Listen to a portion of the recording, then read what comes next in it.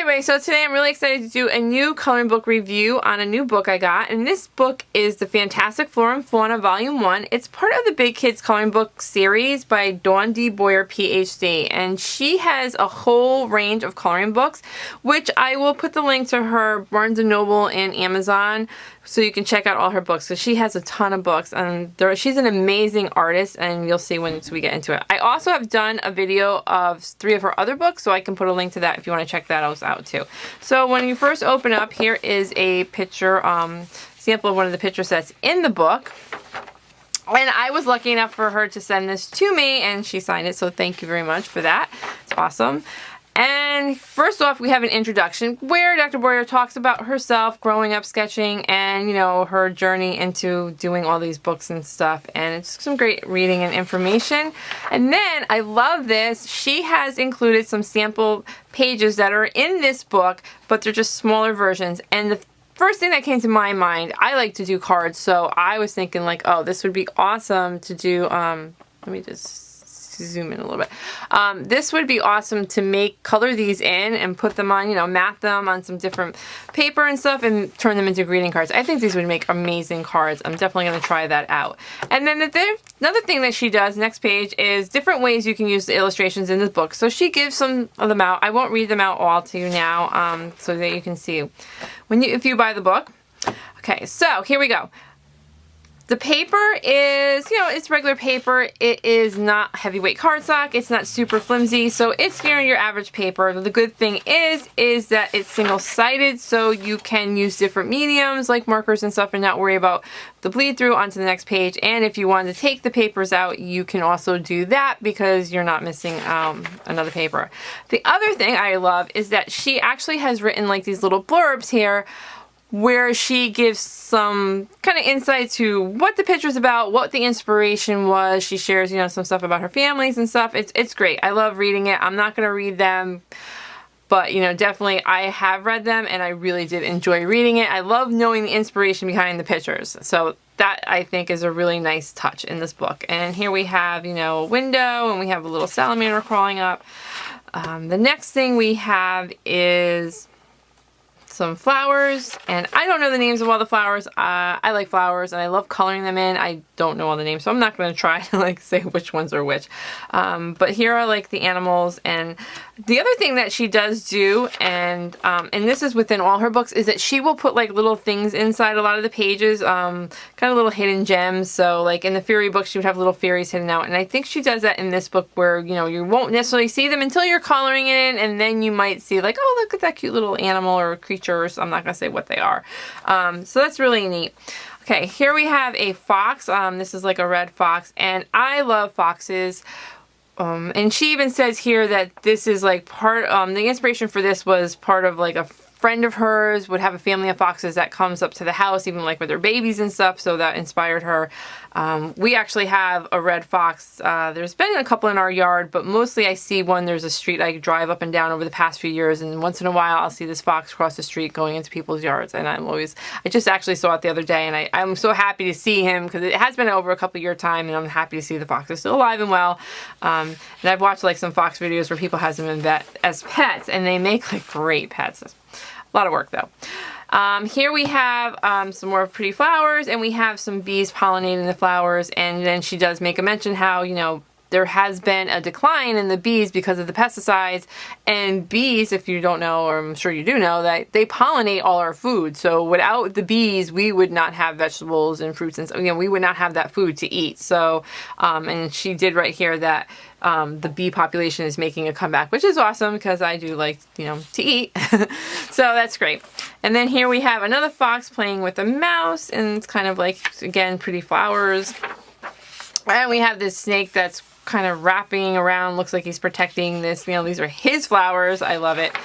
And we have the owl we saw from the beginning, and then we have these giraffes, and I love the faces. This is one of my favorite things about the artist is that she gives her animals, even like in the fish book, everything, they have these amazing faces. They have such expression in their faces, and I just love, you know, like that they have such expression in all their faces, and they really kind of gives them personality. And this one, I think she said, was inspired by the live event that was in the spring 2017 where the mother gave birth to the baby and people were like watching on live cams. And here we get, and it's like the cute little face. It's a little piggy, but it's just like the cutest little face. And I don't know. I want to say like a little girl pig. Now I can't decide if it's a little boy pig, but anyways, it's a cute little pig. And then we have this cat kind of outside peeking into the window in the house. And we have some more flowers pollinated by like a bee here. And then we have this little beautiful little hummingbird. And the other thing I really enjoy is like the way that it is kind of like pen and ink drawings. And you know, there's kind of like she does a lot of cross hatching and stuff, and it really helps when you're coloring. It kind of gives you like that shading, this little like shading and stuff that helps you out, like if you don't want to spend so much time shading your colors. You know, it's kind of like when you colored in, it's almost shaded for you. And I really enjoy doing that and really enjoy that. And here we have like this little, I believe this is like a little chipmunk in here.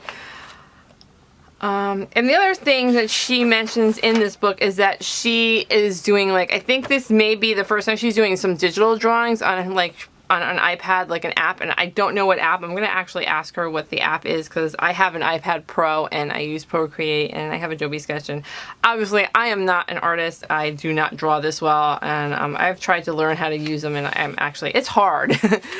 Maybe if you're a really good artist it's not as hard, but using some of these drawing apps I find it hard, and the fact that she can draw these on like a tablet like the iPad Pro or something is amazing to me. I find that really amazing. And this is a dragon.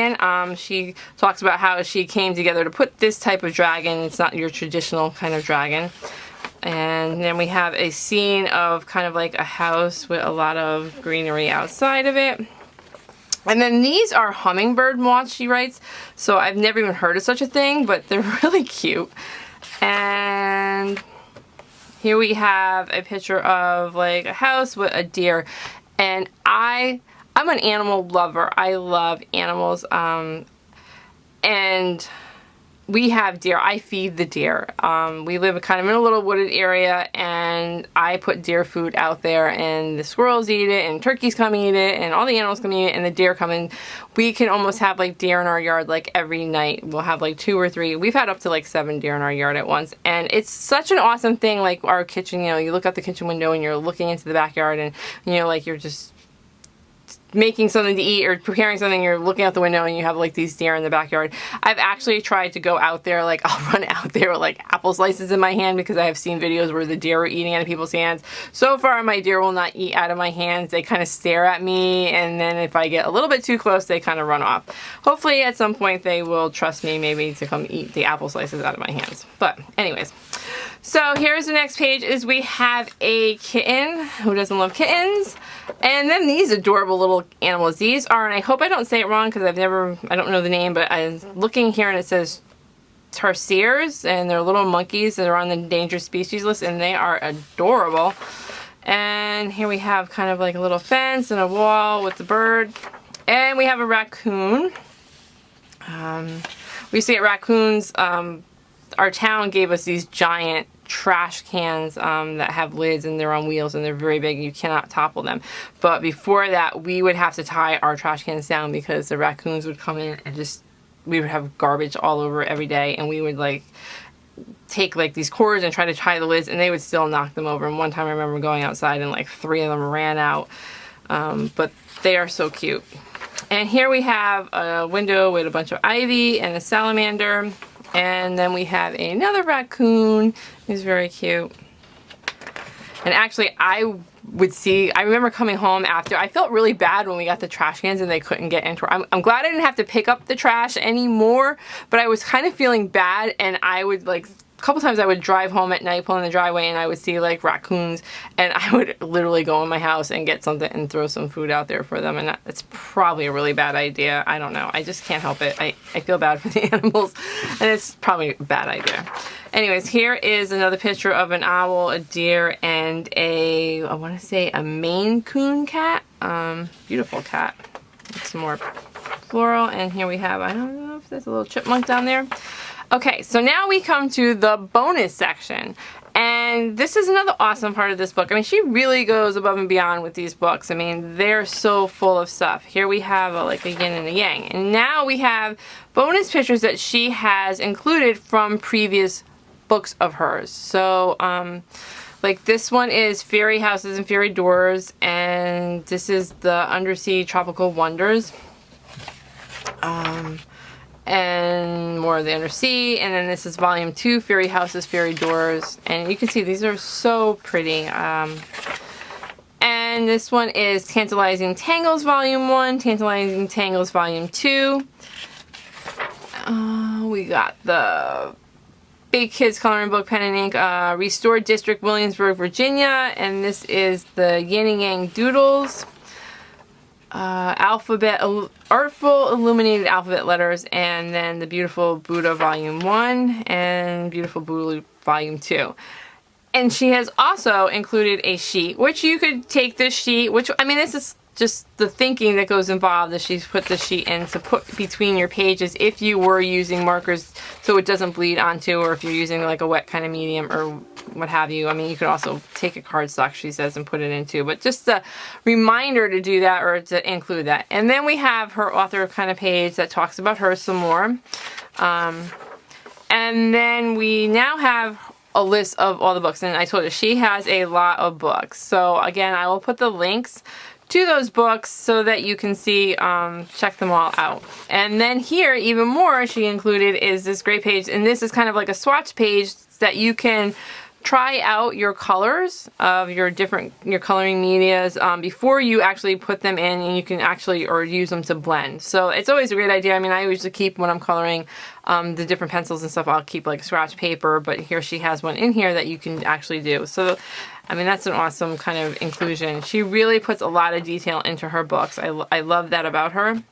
And then about the book. And then on the back cover, another thing that she does, and if you want to check out her Facebook page, is that she has a very big fan group, and she like takes like contests. There's, like contests and stuff that people will do, and then she'll like pick the cover.